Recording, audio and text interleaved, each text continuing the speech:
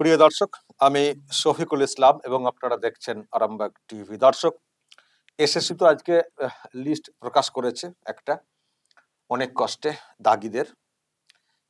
সেটা নিয়ে তো আমি একটা ভিডিও করেছি। দর্শক, এমন লিস্ট যে বোঝা যাবে না যে কোথাকার শিক্ষক শিক্ষিকা, বোঝা কিন্তু খুব মুশকিল। শুধু জাস্ট নাম, সিরিয়াল নাম্বার আর রোল নাম্বার, আর কিছু নেই। কোন জেলা, কোন সাবজেক্ট, কোন স্কুল, কিচ্ছু নেই। এরপরে আরো একটা লিস্ট, যেটা আমি তখন দেখিনি, এখন দেখলাম। ওই যে সুপ্রিম কোর্ট বলেছে না যে যারা দাগী হিসেবে চিহ্নিত হয়ে গেছেন তাদের কেউ যেন নতুন করে পরীক্ষাতে না বসেন, তাদেরকে সুযোগ না দেওয়া হয়। একজনও যদি বসেন, তিনি সিলেক্টেড হলেন কি না হলেন সেটা পরের বিষয়, বসলেই কিন্তু সিবিআই এনকোয়ারি আবারও অর্ডার দিয়ে দেবো, সিবিআই তদন্তের। তো তারপরেই চাপে পড়ে গেছে এসএসসি। তো সেই জন্য আজকে আরো একটা তালিকা প্রকাশ করেছে যে কাদের, মানে ওই ওই দাগী অথচ আর কি ফের অ্যাপ্লাই করেছিলেন নতুন করে পরীক্ষাতে বসার জন্য। তো তাদের অ্যাডমিট কার্ড ক্যান্সেল করা হচ্ছে। তো সেই অ্যাডমিট কার্ড ক্যান্সেলের যে বিষয়টা, তারও একটা তালিকা আজকে প্রকাশ করেছে। তো দর্শক দেখুন, তালিকাটা এমন ভাবে প্রকাশ করা হয়েছে, এখানেও দেখুন কতটা কারচুপি। এখানে কিভাবে প্রকাশ করা হয়েছে, সিরিয়াল নাম্বার, রোল নাম্বার আর সাবজেক্ট এবং ভেন্যু। কিন্তু দর্শক দেখুন, এখানে আবার নাম নেই। এখানে নাম নাম নেই। ওখানে আমি ওখানেরটা দেখাতে চাই আরো একবার। এই যে, ওয়েট, এখানে যে তালিকাটা, এখানে ছিল কি সিরিয়াল নাম্বার, রোল নাম্বার, নাম। এখানে সাবজেক্ট ছিল না, কোন স্কুল, কিছু কিছু ছিল না। আবার অ্যাডমিট কার্ড যে ক্যান্সেল হয়েছে সেই যে তালিকাটা প্রকাশ করা হয়েছে তার, তো সেখানে আবার মানে সাবজেক্ট আছে, ভেন্যু আছে, কোথায় সেন্টার হবে পরীক্ষার, মানে হওয়ার কথা ছিল, কিন্তু এখানে আবার নাম নেই। তো তার মানে বুঝতে পারছেন, যদি ভেন্যুটা এখানে যদি নাম দিয়ে দেওয়া হয়, তাহলে তো ভেন্যুর নাম তো ওখানে আছে। ফলে কোন এলাকার, হয়তো স্কুলটা স্পেসিফিক এখানে এখানে হয়তো জানা যাবে না, কিন্তু ভেন্যু কোথায় পরীক্ষার সেন্টার মানে পড়তো, এটা জানলেও তো মানুষ আন্দাজ করে নেবেন না যে তার মানে ওই তার মানে এই এই এলাকার, ওই তো তার মানে ওই নামে, তার মানে ইনি, তা না হলে এত কাছে সেন্টারটা কেন হবে, এই তো এই এলাকায় সেন্টার পড়েছে। মানে ভেন্যু দেখেও যাতে মানুষ বুঝতে না পেরে যান যে ওই নামের শিক্ষকটা অ্যাকচুয়ালি কোন স্কুলের, বা ওই শিক্ষিকা অ্যাকচুয়ালি কোন স্কুলের। তো সেই জন্য এখানেও, মানে এখানে নাম দেওয়া হয়নি, এখানে শুধু রোল নাম্বার, সাবজেক্টটা দিতে হয়েছে, কারণ তাদেরকে বোঝানোর জন্য, আর ভেন্যু দিয়ে দেওয়া হয়েছে। মানে বুঝতে পারছেন কিভাবে কতটা আড়াল করার চেষ্টা হচ্ছে, কতটা আড়াল করার চেষ্টা হচ্ছে, যাতে করে কেউ না জানতে পারেন যে মানে এই নামের লোকটি বা মহিলাটি এখানকার শিক্ষক শিক্ষিকা ছিলেন। তো এইসব হয়েছে দর্শক, কিন্তু এসব করে কি আর চাপা যায়? এখন মানুষ খোঁজ নিতে শুরু করে দিয়েছেন, এই নাম সেই নাম, ওই মানে ওখানকার রোল নাম্বারের সঙ্গে এখানকার রোল নাম্বার মিলিয়ে টিলিয়ে আন্দাজ করে নিচ্ছেন। মানে ওই যে তালিকাটা, ওখানে তো রোল নাম্বার নাম ছিল প্রথম যে তালিকাটা, কিন্তু স্কুল ছিল না। কিন্তু সেই রোল নাম্বার দেখে দেখে এখানে মানুষ মেলাচ্ছেন। ঠিক আছে, ওই রোল নাম্বার, তাহলে এখানে রোল নাম্বারটা দেখে নিই, এখানকার সাবজেক্ট দেখে নিই, তারপরে ভেন্যুটা দেখে নিই, তার মানে তো ওই তো আমাদের স্কুলেরই ওই ম্যাডাম বা ওই ওই শিক্ষক। এখান থেকে মানুষ কিন্তু মেলাচ্ছেন, কিন্তু কষ্ট হচ্ছে, কি আর করার আছে। যখন চোরেরা তারা আড়াল করার চেষ্টা করে, তখন যারা মানুষ আছেন, সচেতন মানুষ, তাদের একটু খাটতে হয় চিহ্নিত করার জন্য। তাই সেই কাজটা কিন্তু অনেক মানুষ করছেন এবং ইতিমধ্যেই অনেকে চিনেও ফেলেছেন, যেটা আমি খবর পাচ্ছি। কিন্তু এই যে কারচুপিটা এখনো করার চেষ্টা হচ্ছে, আড়াল করার চেষ্টা হচ্ছে, এটা নিয়ে যারা আইনজীবী, যারা মামলাটা লড়ছেন, যাদের লড়াইয়ের জন্য আজকে এই তালিকা, যেমনই হোক তালিকা প্রকাশ করতে বাধ্য হলো কমিশন, এবং এই যে যারা দাগী তাদেরকেও যে পরীক্ষাতে বসিয়ে দেওয়ার একটা মানে চান্স নেওয়া হয়েছিল, সেটাও যে বাতিল হলো এদের জন্য। এবং আরো একটা বিষয়, এই অ্যাডমিট কার্ড, এই মানে নতুন করে অ্যাপ্লাইয়ের ক্ষেত্রে যখন একটা কলকাতা হাইকোর্টে মামলা হয়েছিল, তখন এসএসসি বলেছিল কত 180 জন না কতজনের নাম বলা হয়েছিল, যে যারা দাগী তাদের মধ্যে 180 জনের মতো অ্যাপ্লাই করেছেন। কিন্তু আজকে এই যে তালিকা প্রকাশ করা হয়েছে, এই তালিকা পুরো ওপর থেকে নিচ মানে দেখে এখন মানুষও মানে অনেক মেলাচ্ছেন না, মেলাতে মেলাতে যেটা জানা যাচ্ছে, বা 180 না, প্রায় 1400 শুধুমাত্র এই এই দাগীদের মধ্যেই যারা অ্যাপ্লাই করেছিলেন তাদের বাতিল হয়েছে 1400। তার মানে 1400 জন বা তারও বেশি তারা অ্যাপ্লাই করে বসেছিলেন। এবং দেখবেন এক একটা এলাকায় দেখুন, কেন্দ্রগুলো দেখুন, মানে এক একটা কেন্দ্র যেখানে পরীক্ষার সেন্টার পড়বে, সেই কেন্দ্রে কতজন এরকম দাগী ছিলেন।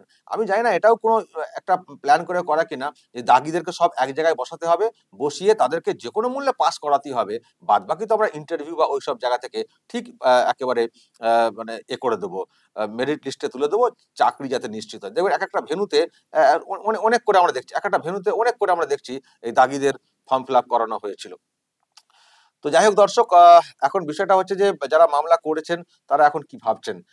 নিশ্চয়ই এটাকে তো আবারও তো প্রকাশ্যে আনতে হবে, মানে সুপ্রিম কোর্টের। তো সেটা নিয়ে তারা কি ভাবছেন, আমি এটা নিয়ে একটু কথা বলেছিলাম দর্শক, যারা আইনজীবী আছেন, যারা লড়ছেন, তাদের মধ্যে অন্যতম ফিরদৌস শামীম। তার সঙ্গে আমার কি কথা হয়েছে দর্শক একটু আপনাদের শোনাই, যে ওনারা কি ভাবছেন, সুপ্রিম কোর্টে কবে কি আছে হিয়ারিং এর ব্যাপার। তো কি কথা হয়েছে শুনুন, তারপর আমি ব্যাখ্যাতে আসছি। আমার সঙ্গে এই মুহূর্তে রয়েছেন অ্যাডভোকেট ফিরদৌস শামীম। শামীম সাহেব, যে তালিকা প্রকাশ হয়েছে অনেক কষ্টে, তো এই কি তালিকা প্রকাশ হয়েছে তো চিনতেই পারছি না আমরা যে দাগি বলতে কিভাবে বুঝবো কে দাগি। যে তালিকা প্রকাশ করা সবাই হয়েছে দাগি।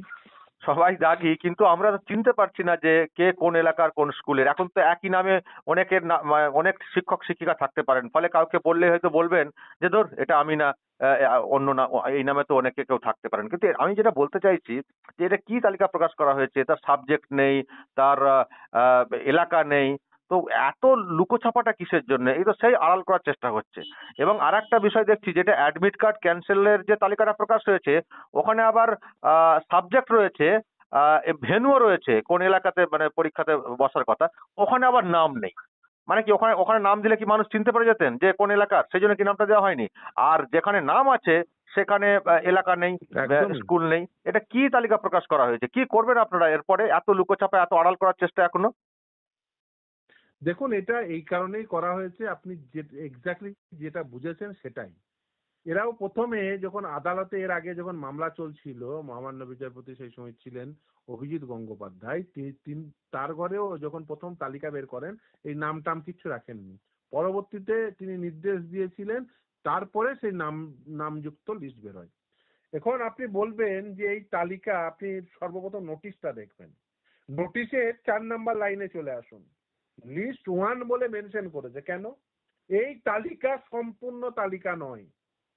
আপনি খোঁজ খবর নিন, যে জানুন যে এর আগে যে তালিকা নবম দশমের বের করেছিল, একাদশ দ্বাদশের বের করেছিল, সেই তালিকায় কোনো এমএলএ মেয়ের নাম ছিল কি ছিল না। আমি 1 2 3 4 করে আমার চেম্বারের সব জুনিয়রদের বলেছি, তোমরা খুঁজে বের করো। এর আগে তৃণমূল কংগ্রেসের এক এমএলএ এর মেয়ের নাম ছিল এর আগের তালিকায়, এই তালিকায় নেই। কেন? লুকিয়েছেন। এবার বলি যে আমার হাতে এই মুহূর্তে একটা লিস্ট আছে, সেটা হচ্ছে বোর্ডের অ্যাপয়েন্টমেন্ট লেটার কাদের কাদের উদ্দেশ্যে ইস্যু করা হয়েছিল নবম দশমের। সেখান থেকে টোটাল অ্যাপয়েন্টমেন্ট লেটার ইস্যু করা হয়েছিল 12,964 জনের। আর এসএসসি তারা সুপ্রিম কোর্টের সামনে এফিডেভিট দিয়ে বলেছিল যে তারা 11,610 জনকে রেকমেন্ডেশন দিয়েছে। তাহলে এই এক্সপ্রেস অ্যাপয়েন্টমেন্ট লেটার কাদের উদ্দেশ্যে দেওয়া হলো? তারা একটা গপ্প বেঁধেছিল। গপ্পটা এটা যে ভুল রেকমেন্ডেশন হয়েছে, আমরা একই ব্যক্তির নামে দুটো রেকমেন্ডেশন করতে বাধ্য হয়েছি, বা ভুল রেকমেন্ডেশনের জন্য অন্য ব্যক্তিকে রেকমেন্ডেশন করছি, হোয়াটসঅ্যাপ। এই যে গপ্প বেঁধেছিল, ওরা বুঝতে পারেনি যে এই ক্যান্ডিডেট নেম সহ, রোল নাম্বার সহ, সাবজেক্ট নেম সহ, সিরিয়াল নাম্বার সহ আমার কাছে তালিকা আছে।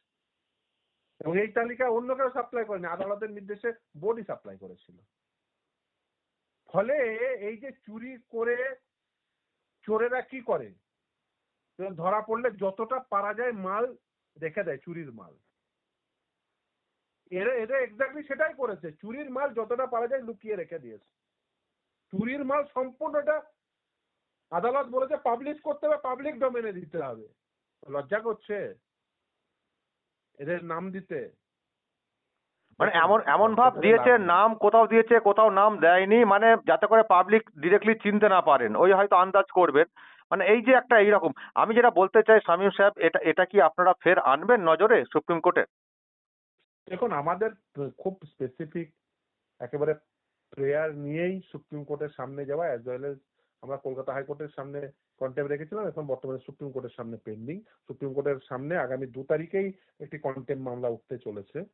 সেখানে নিশ্চিতভাবে আমরা মানে যা যা অ্যানোমালিজ আছে, সর্বপ্রথম এখনো পর্যন্ত রাজ্য সরকার এই যদি আমি সরকারের কাছে ধরে নিলাম, ছেড়ে দিলাম, এই 1804 বাদে আর কেউ নেই, এদের কারোর কাছ থেকে টাকা ফেরত নিয়েছে মমতা ব্যানার্জির সরকার? আদালতের নির্দেশ থাকা সত্ত্বেও কেন টাকা ফেরত নেওয়া হয়নি? একদিকে বলছেন দিয়ে দেওয়ার টাকা নেই আর টাকা ফেরত নিচ্ছেন না। এদেরকে তো পরীক্ষায় বসানোর জন্য তৃণমূল কংগ্রেসের সাংসদের সে বিখ্যাত তর্ক দেখেননি? ডাবল জিওপার্ডি হয়ে যাচ্ছে। চোরকে পরীক্ষায় বসানোর সে কি উদ্গ্রীবতা। আর একটা বিষয় শামীম সাহেব, ডিভিশন বেঞ্চে গেলেন একেবারে একেবারে, কারণ সরকারটা চোরেদের চলছে এবং বর্তমানে সরকার বুঝিয়ে দিয়েছেন যে তারা চোরেদের সঙ্গেই থাকতে চান। এই চুরি করেছেন সরকার, এসএসসি বোর্ড, তাদের যৌথ প্রয়াসে চুরি হয়েছে। এখনো পর্যন্ত তারা যে চোরেদের সঙ্গে রয়েছেন আজকের লিস্ট সেটা প্রমাণ দিচ্ছে। আর একটা বিষয় শামীম সাহেব, সেটা হচ্ছে যে এর আগে একবার কথা উঠেছিল হাইকোর্টে যে যারা দাগি তারা কতজন অ্যাপ্লাই করেছেন, সেখানে তো সংখ্যাটা একটা খুব কম বলা হয়েছিল, কত 180 না কত এরকম বলা হয়েছিল। আজকে তো শুনতে পাচ্ছি, আজকে শুনতে পাচ্ছি 1400 জন নাকি অ্যাপ্লাই করে বসেছিলেন, 1400 জন। তাহলে এটাও তো কারচুপি করেছে, তথ্য লুকিয়েছে এসএসসি। দেখুন তখন বলবে যে আমরা সেই সময় কাল পর্যন্ত যতটা আইডেন্টিফাই করতে বলেছিলাম সেইটা বলেছিলাম, নাকামো আর কি, যেটা করে থাকে নানান সময়। যে এইটা লিস্ট ওয়ান, এই যে চতুর্থ লাইনে আপনাকে এই জন্যই তো আমি বললাম, চতুর্থ লাইনে দেখুন মোটা করে লিস্ট ওয়ান দিয়েছে। কেন বলতে উই আর ইন প্রসেস। মানে এই যে শয়তানি, এই যে বারবার শয়তানি, এদের ভালো করে ঘাটটাকে টিপে ধরতে পারছেন না আপনারা? অবশ্যই সেই জন্য ধরেছি বলেই তো আজকে এই অবস্থা। দেখুন এরা তো এই আমাদেরকে গালাগালি কেন করেন? এরা এরা বুঝতে পারছেন এরা যদি না থাকতো এই কয়েকজন তাহলে এরা দারুণ করে চুরিটা করতে পারত। এই চুরিটার প্রতিবন্ধকতা তৈরি করছে, তাই দেখবেন বিচার ব্যবস্থাকে গালাগালি, আইনজীবীদের গালাগালি। আপনি কোনোদিন ভেবেছেন, কোনোদিন আজ পর্যন্ত শুনেছেন কংগ্রেস আমল পশ্চিমবঙ্গ দেখেছে, বামফ্রন্ট আমল পশ্চিমবঙ্গ দেখেছে কোনো মুখ্যমন্ত্রী আইনজীবীদের নাম ধরে গালাগালি করছে? একেবারে খুব লজ্জাজনক। তবে এটা ঠিক যে আপনারা ধরেছেন বলেই, নাহলে বেশ চেষ্টা হয়েছিল সবাইকে একেবারে, ওখানে তো নতুন রুল করা হয়েছে 30 নম্বর হাতে রেখে, মানে এদের সবাইকে চাকরিতে ঢুকিয়ে দেওয়ার চেষ্টা হয়েছিল। সামনের নিয়োগ প্রক্রিয়াটিকেও কলুষিত করার জন্য সমস্ত রকম প্রচেষ্টা চালাচ্ছে। দর্শক, এরপরে ওনার কোনো ফোন চলে আসে, উনি ফোনটা কেটে দেন, তারপর আর কথা হয়নি। কিন্তু মেন কথাগুলো পরিষ্কার হয়ে গেল যে ওনারা আবারও যাচ্ছেন, 2 তারিখে ডেট রয়েছে। যে কারচুপি করার চেষ্টা করেছে এসএসসি, সেই বিষয়ে আবারও ওনারা সুপ্রিম কোর্টের দৃষ্টি আকর্ষণ করবেন। করারই কথা। এবং দর্শক আরো কিছু কথা বললেন যে ওনারাও সব লোক লাগিয়েছেন, যারা জুনিয়র আছেন সব নাম্বার ধরে ধরে চেক করা, এবং একজন এমএলএ একজন, তার নাম ছিল আগের লিস্টে, আগে যখন লিস্ট জমা হয়েছিল, এখন নাকি সেই নাম নেই। কি হলো? লুকিয়েছেন, আড়াল করেছেন। আর কতজনের নাম আড়াল করেছেন, কারণ যে লিস্ট প্রকাশ করা হয়েছে এটা তো পূর্ণাঙ্গ লিস্ট না। ফলে কাকে কোথায় আড়াল করা হয়েছে, মান সম্মানে লাগছে হয়তো, তো সেগুলো খুঁজে বের করার চেষ্টা হচ্ছে। আইনজীবীরাও যদি আর কি লেগে থাকেন, ওনারা তো সহজে ছাড়বেন না। তো দেখা যাক দর্শক, খেলা কিন্তু জমে গেছে। আসলে কারচুপি করতে করতে করতে করতে করতে করতে এটাও কারচুপি, যেটা হচ্ছে এটাও কারচুপি হচ্ছে, চালাকি হচ্ছে, কিন্তু চালাকিরও একটা লিমিট আছে, শেষ আছে। এবার কিন্তু খেলা জমে যাবে, যত লুকাবেন তত ফাঁসবেন। দেখুন না দর্শক আগামী দিনে কি হয়। তবে আমরা সুপ্রিম কোর্ট যে ভূমিকা এই মুহূর্তে পালন করছে, আমরা চাইবো এই ভূমিকা পালন করে যাক সুপ্রিম কোর্ট, তাহলেই আমার মনে হয় উপর দিক পর্যন্ত বিষয়টা পৌঁছে যাবে। দর্শক বলবেন আপনারা যা বলার এই নিয়ে আরো কি করা উচিত, অবশ্যই আপনাদের সাজেশন থাকবে, বলবেন কমেন্টে, বা আরো যেসব আপনাদের চোখে ধরা পড়ছে সেগুলো বলবেন। আপনাদের এলাকার কার নাম দেখছেন, নেতা নেত্রীর, একটু বলবেন কমেন্টে বলবেন, বা আমাকে আলাদা করে বলবেন, হোয়াটসঅ্যাপে বলবেন, এবং অবশ্যই নজর রাখবেন আরামবাগ টিভিতে।